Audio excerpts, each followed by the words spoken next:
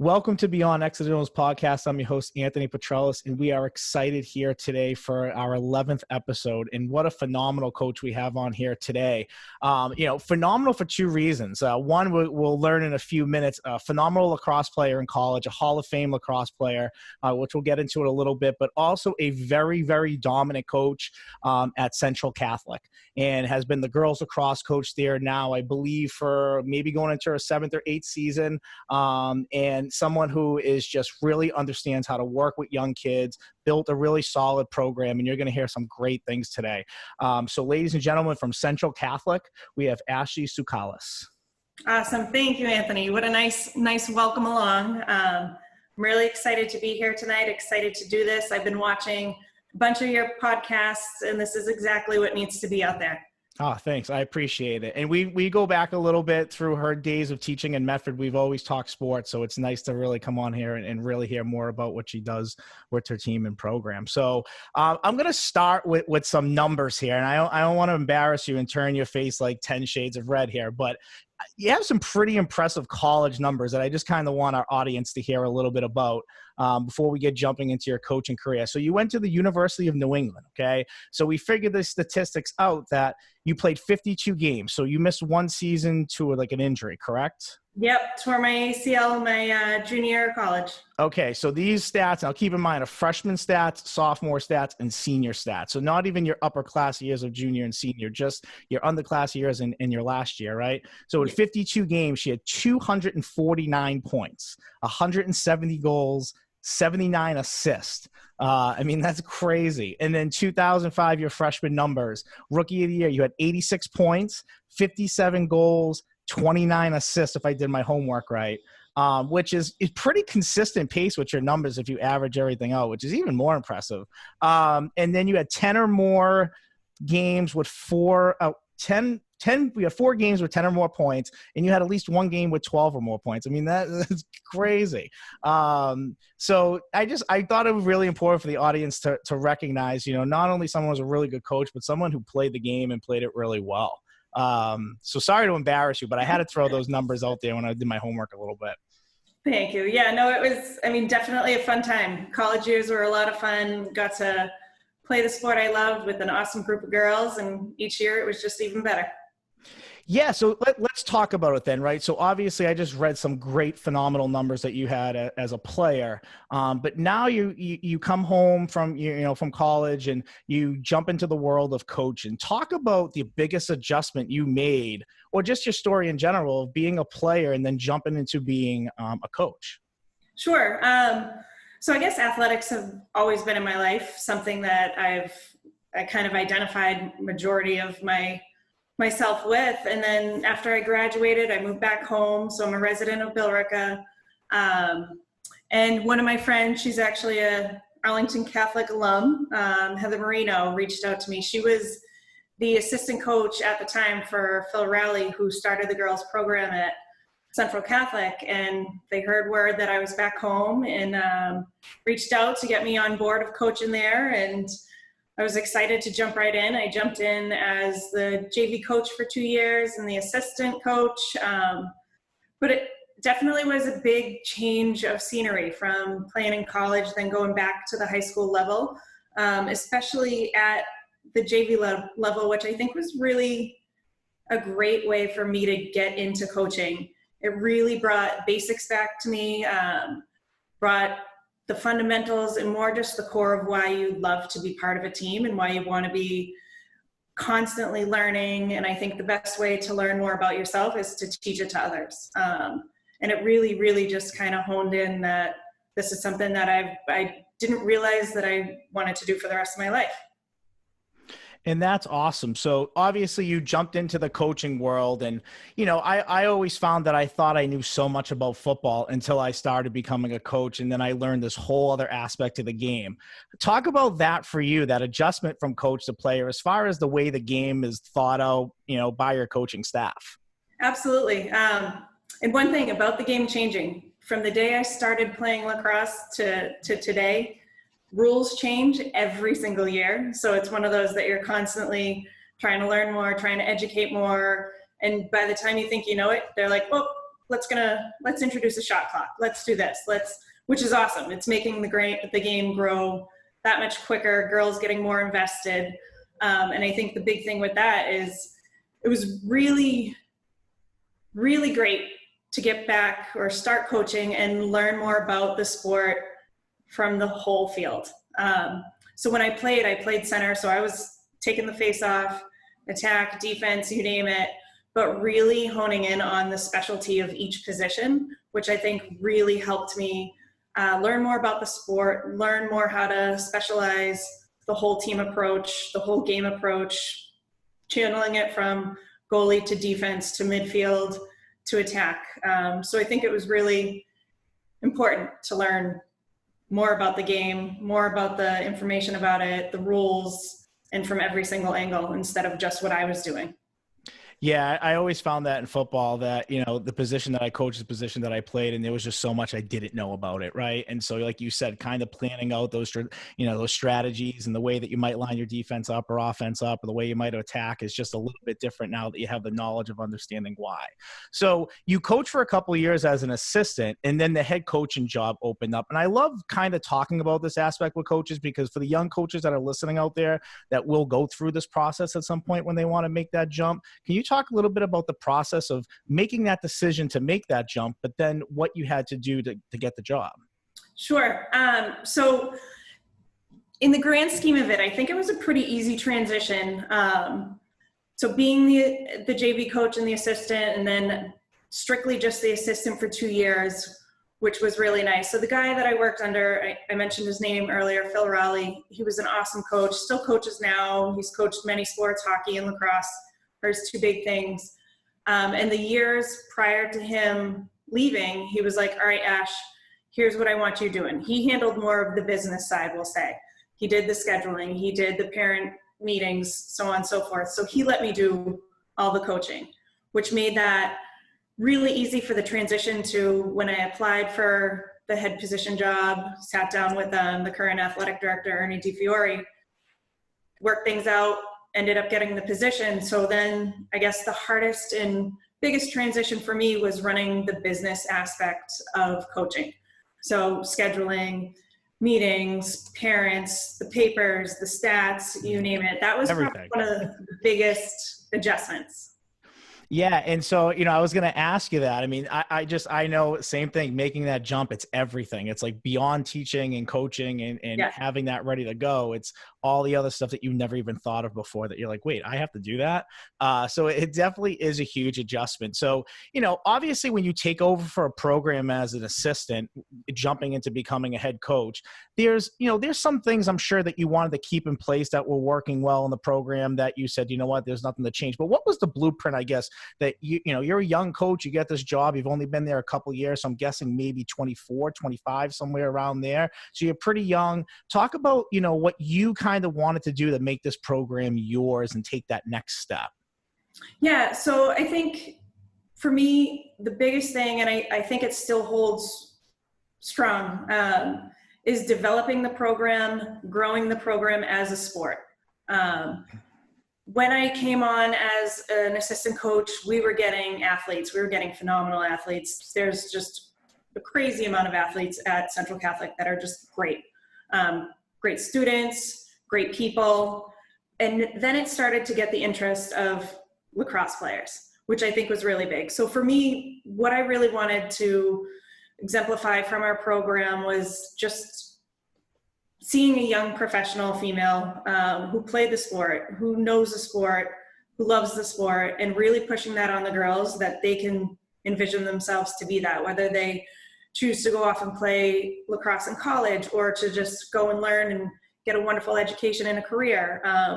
Being that sound mind body of making sure that they're successful and really buying into the program of, you're here, you're expected to be here. I want you to get the most out of it for us, for yourself, for the team. And then what can you take from here, not just in the classroom, not on the field, but in life, what skills are you going to develop? And I think that really helped the girls realize that I was invested in them as a person, not just as a player on the field, not just a number with the name on the jersey. It was representing who we are as a program, them as an individual, and the growth to see them succeed later.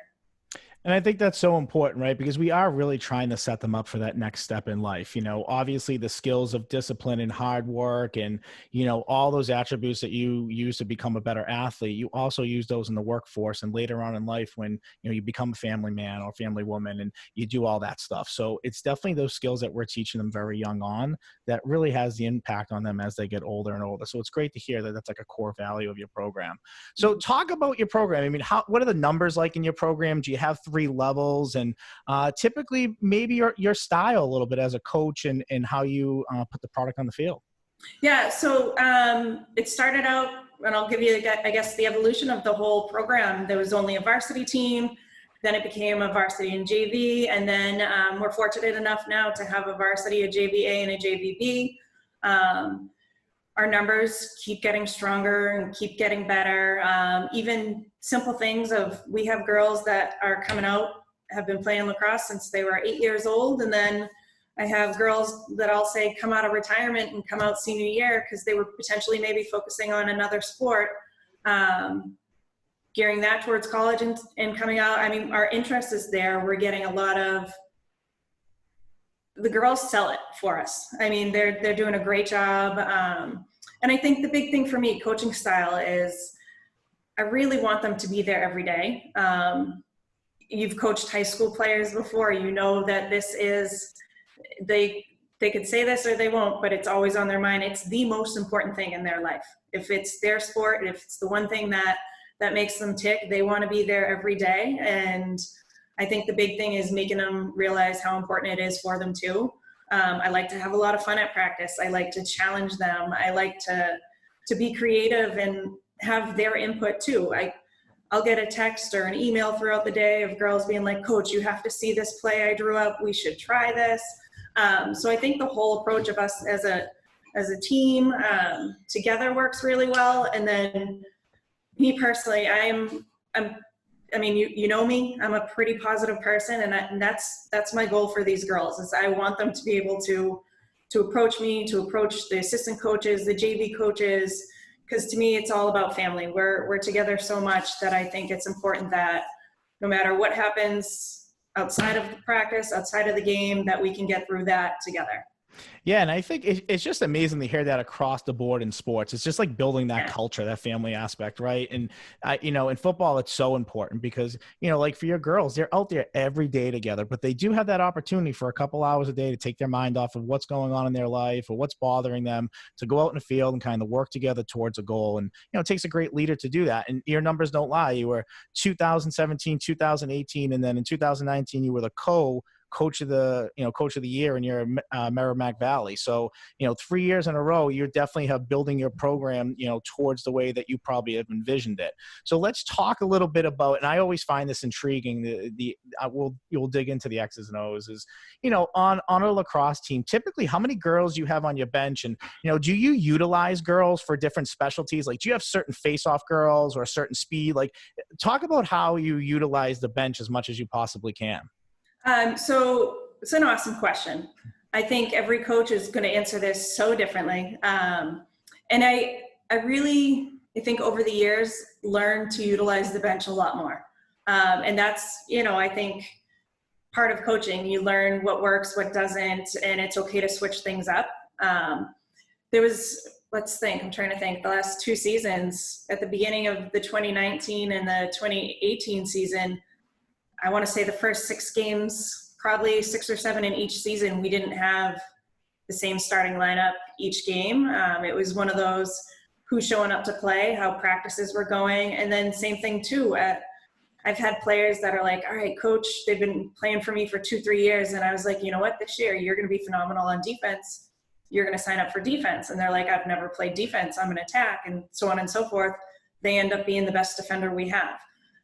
So I think it's really honing into what's working, what's gelling that season, what's working. All right, number 12's going in, they're killing it on attack. And I see, hey, I have the same confidence in number 14, who's going to go and replace her after this play, or that expectation that I have them trying to meet, what their goal is for that day. And I think we've been really fortunate to have our strength and our depth. And that's been really beneficial in the last handful of seasons going into playoffs, that I'm comfortable putting in the number 1 to the number 22. That's great. And I mean, to have that depth is great. You know, it's one thing to talk about it and try to utilize it. It's another thing to have it and find those, you know, little things that people might do well, and can just help the team out and more importantly, take on that role, right? Because it's always hard to convince, or at least I found in football, to convince a kid to come in specialty downs and maybe they only get 5 to 10 plays a game, but they're really important in certain situations that we execute and we need them, you know? So it's great to hear that happens in a lot of sports, that there's a lot of strategy that goes on to it. So speaking of strategy, let's talk. I mentioned you know, Merrimack Valley. Talk about scheduling non-league games, because I know that your league, your conference is very tough. And so obviously play a certain amount of non-league games. I know this year it's probably going to be different, but typically in general, how do you look when you book non-league games? Are you like trying to take on big time teams? Are you trying to balance your schedule out? Talk a little bit about the strategy that goes into that. So personally, I like stacking the games. We typically have, we'll say 5 or 6, depending on the season, roughly 5 teams that I'll schedule non-conference. Like you were saying, I hold this true. The Merrimack Valley is one of the best in the state. I think we've got amazing competition that goes through and through, and I want to match that, if not beat that, with who we're playing in off season. Since I've been coaching in the Merrimack Valley Conference, specifically at Central, for a long time, I've developed really great relationships with a lot of coaches from other leagues. In the past, so I typically keep the same 5 teams every single year, and they are all contenders in the tournament every single year. Top 20, top 10, you name it. Because I personally feel if we're playing teams that are weak, it's not going to do anything towards us getting ready for playoffs, getting ready for a game against Andover, a game against North Andover in conference, when they're really coming down to who's going to be MVC 1, who's going to be in 2nd place, 3rd place. I think we really got to set the bar high, because then it also just pushes the girls. If we're playing teams that aren't necessarily at our caliber, it's not going to do anything for them. Okay. And I think when we play teams that aren't necessarily at our level, that's when I see us make the biggest mistakes. So I think it's important to challenge ourselves, because what better teacher is an opponent who's just as good, if not better. Yeah, that's awesome.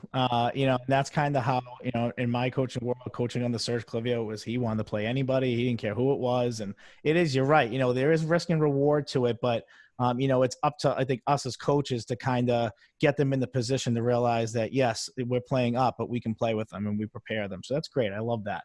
And yeah. There's no better win when they're right. the that I'll tell you every year.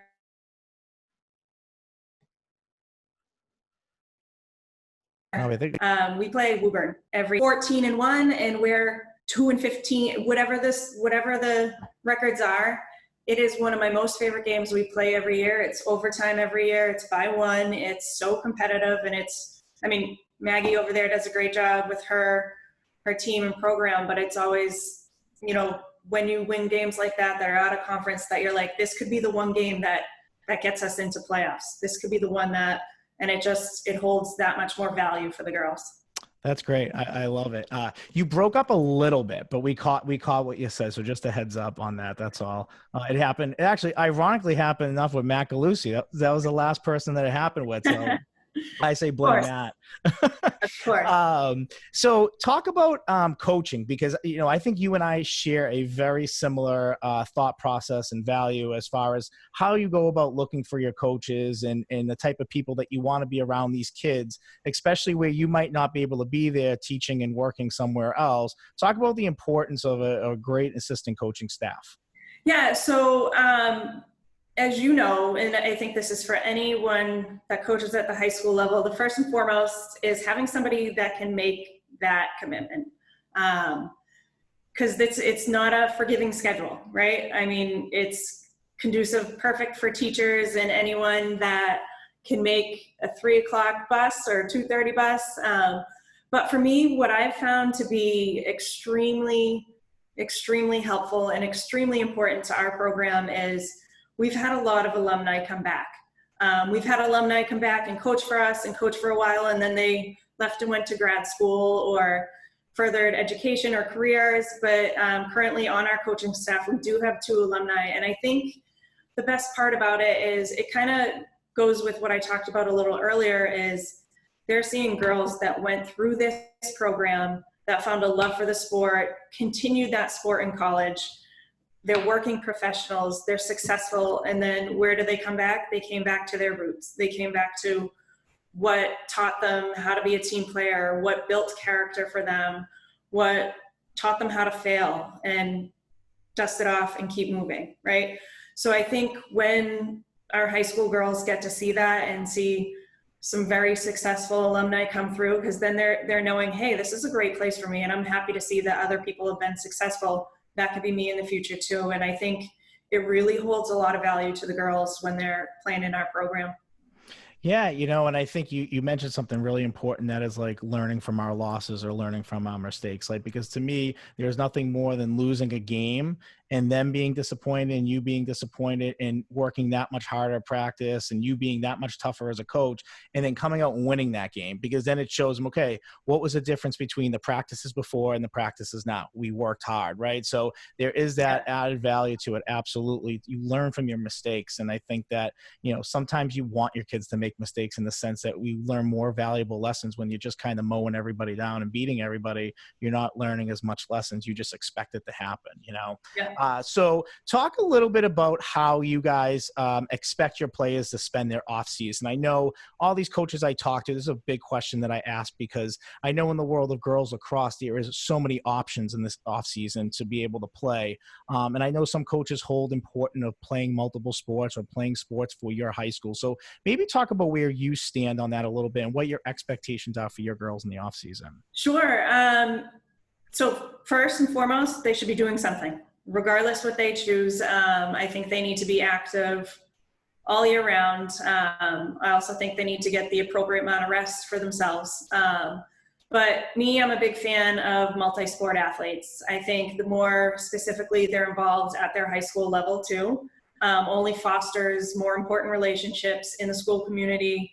And it translates, I look at these girls and I chat with these girls and I chat with them after they graduate. Some of the best relationships they've developed have been through a lot of their high school sports that they've played with each other. But I'm also a proponent of having them play club lacrosse, okay? Because at the end of the day, multi-sport athletes I think are phenomenal. It's great for body awareness. It's good for working different muscles, great for just awareness of who you are as an athlete and where your skill levels can focus and where you need to switch it up. But I also am a big fan of those girls having the stick in their hand all year round. And the nice thing too is the girls will do a fall league and a winter league together that hopefully will be starting up in a couple weeks, so that they are playing together, getting used to each other and pulling in the freshmen and potentially sophomores that maybe haven't tried out for the program to get them involved as well. That's great. And I think, as important it is, players being competitive and just playing something in general, or focusing or honing in on that sport that they play. You guys as coaches kind of educate yourselves a lot too. And, maybe through, webinars or going to conferences and so on. But talk about the other aspect of how you spend your off season. Like, I know coaches coach year round, but talk about some time. How much time do you honestly take away from just not worrying about lacrosse and just enjoying life before lacrosse starts cycling back in that brain again? It's a great question. I would say it's not in my brain all the time, but for me, and this is something that went back to me as a student in high school. I was a 2-sport athlete. I didn't play 3 sports. I never did anything in the fall because I was that person that I needed to adjust into the school year. And I still hold that true.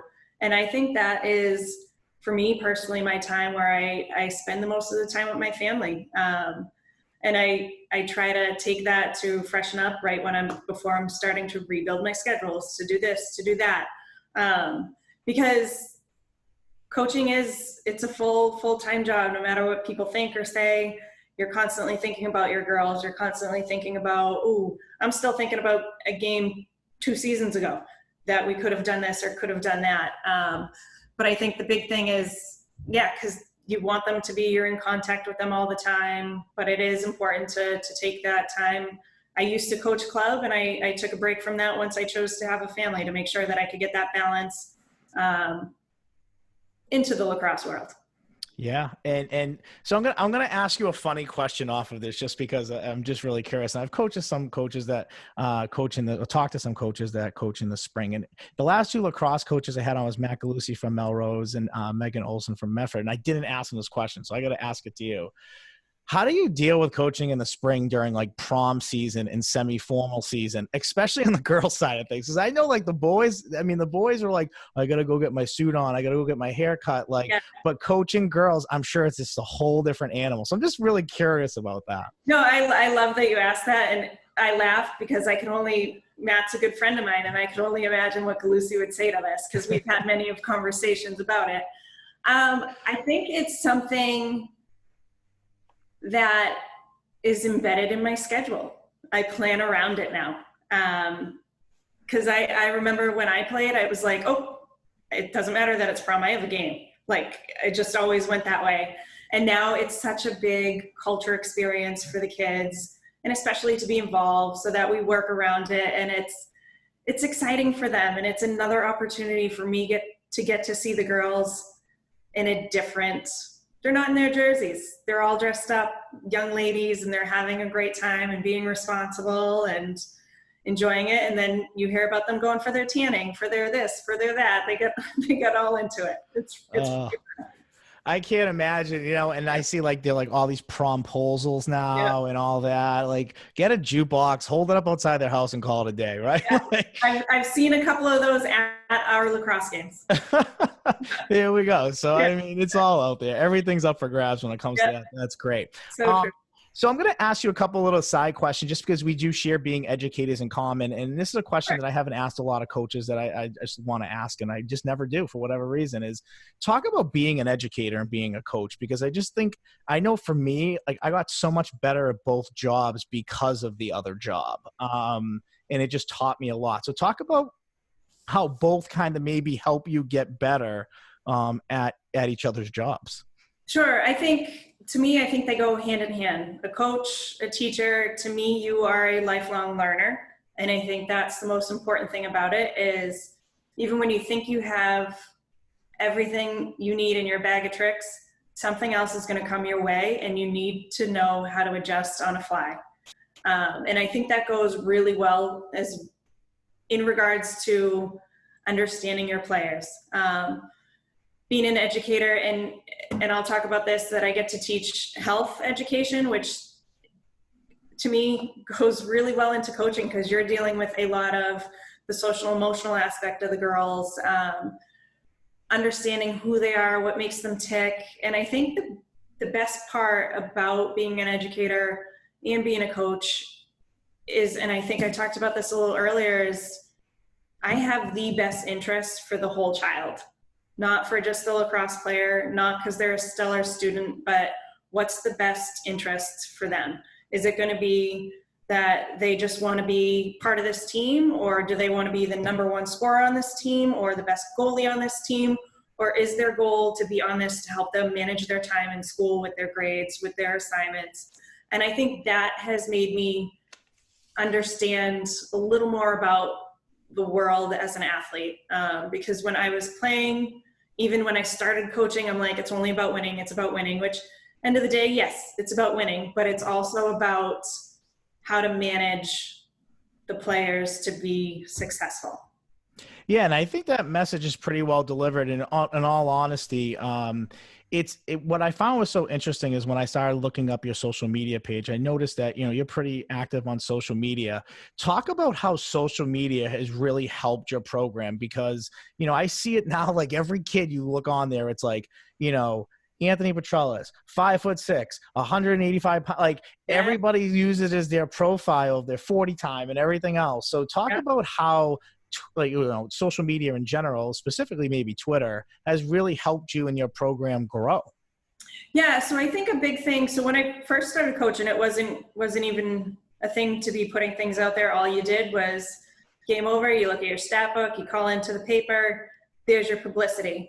Now I think what it's doing for our program is we're putting out things that we just do naturally.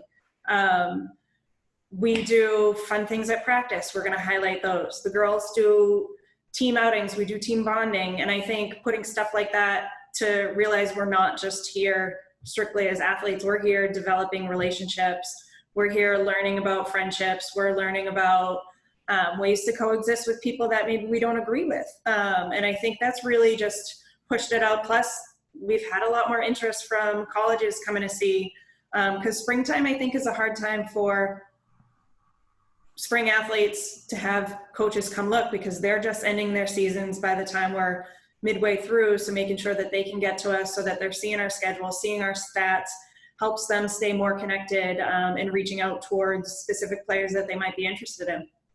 That's awesome. And I find it so interesting because, the more I'm doing this and the more sports that I'm following or following me, it's just amazing how much, just Twitter alone has really changed the realm of how information travels and how many people are truly at sporting events, recording it and giving people updates and people liking it. It's awesome. It's a whole different world, and it's definitely changed the high school game around here for sure. Instagram's coming next. Yeah, that's it. I mean, I'm trying to start an Instagram account. I don't have one. I'm kind of really hope my wife helps me in that department a lot. But the kids use for a lot of their highlight videos and everything. It's good. Yeah, it's amazing, and it's a way of getting stuff out there. Technology now is just awesome, and getting game clips. It's so quick, and you can do it. And it's awesome. Talk about the advice to young coaches that you have, because, you run a great program. I mean, you were a great player, you run a great program, everyone talks so highly about you in lacrosse world. So what is your advice to young coaches that are going to make that climb and try to get to their, to the pinnacle and start their own program or have their own program? So I think the big thing is making sure you have the full commitment. You can't go into it and expect to just show up for practices and games. That's not what it is. In the springtime alone, I spend more time with my team than I probably do with my own family. And I think the biggest thing is understanding that you're showing up to support your team. You're showing up to be part of their life outside of just lacrosse. If they're in the catwalk or if they're in kicking it in field hockey, you're representing and being a part of their lives throughout that too. You're their biggest support system. And I think that's one of the biggest things that I think young coaches need to know. And I also think they need to know that it's okay to fail and it's okay to make mistakes, because without that and the what ifs and if I should have, take that risk, do it. And if it fails, you learn from it. And it's now something that you're not so worried about again. And I think end of the day, you want to walk away whenever you choose to end coaching or what have you, make it be something that you're proud of. That's great. That's awesome. It's a great message to young coaches. And I think it's always good to get head coaches' perspective for people that, want to make that jump and really want to pursue a passion and a dream of theirs. And it's awesome to hear others who have done that. So I kind of saved this more towards the end because I know it's just such a larger topic and you've already experienced this, but you guys lost a season last year to COVID. So I'm going to ask you kind of this in two parts. One, just kind of talk about that experience of losing a season and, how as a coach, you were probably just constantly keeping in touch with your kids because I'm sure they were blowing you up nonstop about what's happening and so on. And then after, just talk about how you're currently navigating your team now in the off season. Sure. It's rough. It was rough, I would say. And I know teams are experiencing it differently now. And maybe I'm biased to this, but I think for last year's spring athletes, everything was taken away. And I think that was really tough. Put them in a vulnerable spot, but kids are way more resilient than we are. And they handled it, I believe, from my girls, they handled it in stride. Were they hurt? Were they sad? Yes. But they held their head up. They did the right things. They worked on their game individually, collectively. But it was going to be a phenomenal season. We had such a strong team. and it would have been a wonderful season, but it worked the way things were supposed to work out. And then moving forward for this year, we have a hold on not being able to do anything out of season because of restrictions right now within the school. But girls are registered. They are ready. We have 2 teams to be doing an indoor league in Danvers, which they're extremely excited about. And it's a range of seniors to freshmen to experienced to non-experienced to get ready for the season. And fingers crossed, everything goes perfectly and we'll have another successful season. And I think going into this season, the girls that are returning from last year will have a little extra edge and a little more drive to want it a little more. Yeah, it's I do feel for the teams last year that went through it, and I think just no one just knew what was going on. It was just very scary, and for those kids to lose that, it's tough. It's a tough memory for them not to have as seniors. But again, you said how resilient kids are, and they truthfully are. So I heard you say one thing, and this is now the question just kind of came to my head is, talk about the advantage. I mean, you said you have like a JVA and a JVB, right? So talk about the advantage of really having a lot of kids in your program that where teams are really struggling to get on the field, you have the ability to really mix teams up and have some pretty good inter-squad scrimmages. Yeah, no, it's great. I mean, your best competition is the person you look at in the mirror. And I think it's a good thing to mix it up in practices where we have varsity playing with JV and vice versa, where it's teams specifically, I think in girls lacrosse have struggled with trying to get their numbers lately. And we've been fortunate enough that each year our numbers are staying consistent and or growing. And I think it's been a great thing. And hey, social media probably helps out in seeing that the kids are getting very involved and coming to play, which has been really great. Awesome. And just, as a last question that I kind of ask all my guests is, with success comes a lot of sacrifice, right? And obviously at a young age, you got right into coaching, you took over a program at a fairly young age. Talk about the sacrifices you make with family and relationships and friendships, and talk about how you really made a lot of sacrifices in your life to kind of get where you are right now. Sure. Sacrifice is a tough word, right? I'd say sacrifice, but also some benefits for me. I think because it's something that has been one of the biggest parts of my life and still will be. But yeah, at a young age, right out of college, I'm getting into this, and my friends are saying, hey, let's go on this trip, let's go on that trip. And they're trying to plan them for spring times. And I'm like, nope, this is my schedule. This is what I'm sticking to. And then later in life is working professional, got married, decided to have children. I have, without a doubt, the biggest support system that I've had since day one when I was a kid. My parents, if need be, in the drop of a dime, will take my son Jack. Same thing, my husband. Big conversation that him and I had when we decided to have children was I was like, Derek, do you need me to stop coaching? And he was like, Ash, I can't imagine you not. Whatever we need to do, we'll do. And I think I've had such a strong support system to encourage me to continue to do something that I love. And if you go to any of the games, you'll see my dad sitting in the middle of the crowd and my husband up in the top corner and assessing what plays I should be doing and thinking of it. Because, I mean, without a strong support system, the sacrifices potentially wouldn't have been there. Yeah, and I think that's just so important. And I love asking that question, especially for the younger coaches that are listening, even the players, to realize that coaches are human beings too. And coaches have a lot that's going on in their lives and a lot that's on their plate. And, and I know having young kids while coaching too, it's not easy. So, there's just a lot of sacrifice, and it's good for people to hear that, that yes, you've had a lot of success, but with that success comes a lot of things in your life that you shift around in order to be there and do your job to your fullest. So, I was really lucky to get you on here today. I was super excited. I know we touched base, and it was awesome just talking to you and just hearing everything that you have to say. Your school's lucky. You're at a great place. Yeah. It seems like when I follow you guys on Twitter, like in every sport, the Twitter pages are just awesome. And every coach is just always posting and really pumping their program. So it seems like just a real cool spot to be. Yeah. Well, and Anthony, I love that you're doing this. I was talking about this earlier with a friend, showing them some of your stuff. And I know we talked about continuing education for, you know, what you do for lacrosse, what you do for this, how are you educating yourself? This is a great educational tool. For me personally, and this goes into education too, that you're always looking for realistic professional development, and you opening this door to have these conversations, me just watching some of the interview you've done with other coaches, I'm like, oh, what a great strategy. That's something I didn't think of, or this is great to do. Because some of my best conversations that develop me as a coach are always those natural conversations that I have with other professionals. And I think you're doing such a great thing with this.